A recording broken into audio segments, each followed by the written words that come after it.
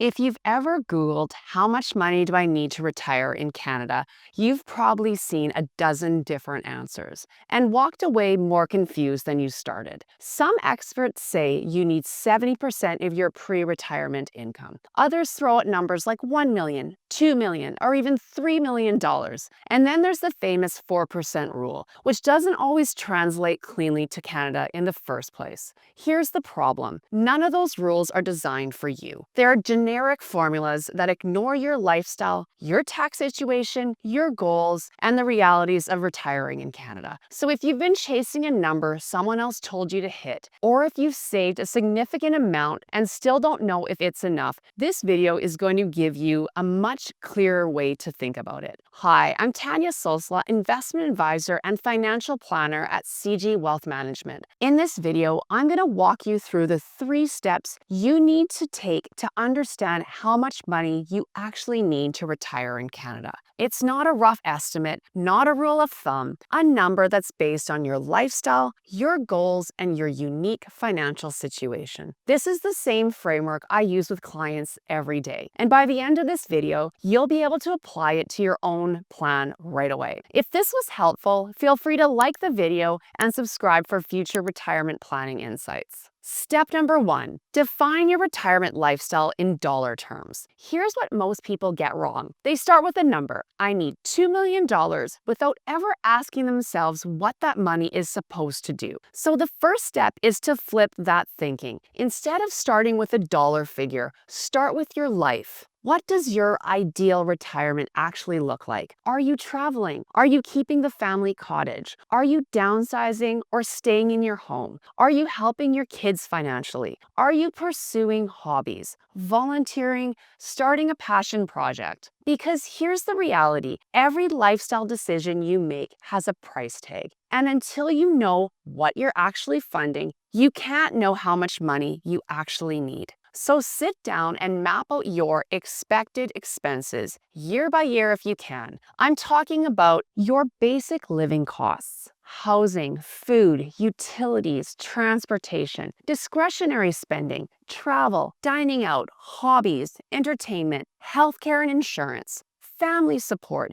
gifts, education, helping your kids, one-time expenses, renovation, new cars, major trips, and don't just think about the first few years. Think about how your spending will change over time, because the lifestyle you want at 65 is probably different from the lifestyle you'll want or need at 85. This is the foundation. If you skip this step and just chase a generic number, you're planning in the dark. Number 2, calculate your after-tax income need, not your gross income. Okay, now you know what your lifestyle costs. Here's the next critical piece. You need to know how much income you actually need after taxes. This is where most retirement calculators fail you. They tell you to aim for replacing 70% of your pre-retirement income, but they don't account for the factor that not all income is taxed the same way in retirement. Let's say you need $125,000 a year to maintain your lifestyle. That's your after-tax number. But how much do you actually need to withdraw from your accounts to clear $120,000 after the government takes their cut? Well, that depends on where your income is coming from. If it's coming from your RRSP or RRIF, every dollar is fully taxable. If you're also collecting CPP and OAS, those are taxable too. If you have non-registered investments, you're paying tax on interest and dividends, though at different rates. And here's where it gets tricky. Depending on how much you withdraw and what sources you're pulling from, you could push yourself into a higher tax bracket, or worse, trigger OAS clawback, where the government starts taking back your old age security benefits. So step 2 is about getting precise. You need to figure out how much gross income you need to generate your after-tax target. What tax bracket you'll be in based on that income. Whether you're at risk of losing OAS or paying more tax than necessary. How can you structure your income sources to minimize taxes? But here's the truth. 2 people with the same lifestyle costs can need very different amounts of savings, depending entirely on how tax efficient their retirement income plan is. If you don't account for taxes, you're going to either undersave and come up short, or oversave and leave money on the table that you could have been enjoying. Step 3. Work backwards from your income need to find your number. Now we get to the actual number, but we're approaching it the right way. We know what your lifestyle costs. We know how much after-tax income you need. Now we work backwards to figure out how much you need saved to generate that income. And this is where things like withdrawal rates, investment returns, and longevity come into play. The old rule of thumb, the 4% rule, says you can withdraw 4% of your portfolio each year and it should last for 30 years. So if you need $100,000 a year, you'd need $2.5 million saved. But here's the problem. That rule was designed for American retirees with different tax structures, different government benefits, and different market conditions.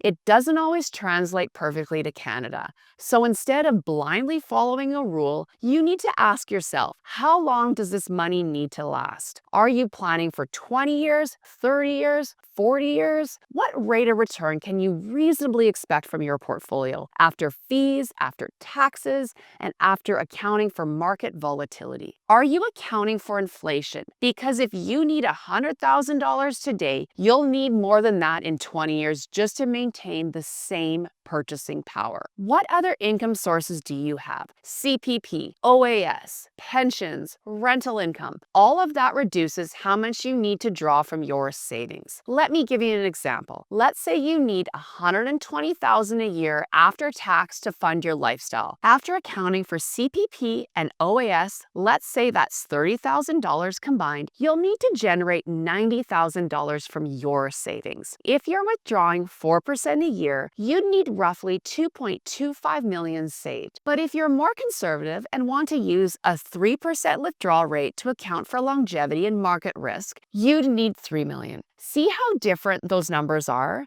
This is why the generic rules don't work. Your number is specific to you, your timeline, your risk tolerance, your tax situation, and your life expectancy. And here's the other piece. This isn't a set it and forget it calculation. Your retirement number should be revisited regularly, especially as you get closer to retirement and as your life circumstances change. The missing piece. Stress testing your plan. Here's what separates a good retirement plan from a great one. Stress testing. Once you've worked backwards and you've figured out your number, you need to ask yourself, what happens if things don't go according to plan? What if the market crashes in your first few years of retirement? What if inflation runs hotter than expected? What if you live to 100? What if you need long-term care earlier than anticipated? These aren't hypothetical questions. They're real risks that can derail even the most well-funded retirement plan if you're not prepared. So part of knowing your number is understanding how resilient that number is under stress. Can your plan withstand a major market downturn? Can it handle unexpected healthcare costs? Can it adapt if your spending needs change? This is where working with a financial advisor becomes invaluable, because running these scenarios, modeling different outcomes, and building contingency plans into your strategy is how you move from hoping your plan works to knowing it will. Why this process matters more than the number itself. Here's the bigger picture. Knowing your retirement number isn't just about hitting a savings target. It's about gaining clarity and confidence. Because when you go through this process, when you map out your lifestyle, calculate your real income need, account for taxes and inflation, and work backwards to find your number, you stop guessing. You stop worrying and you start making decisions based on facts, not fear. You'll know if you're on track.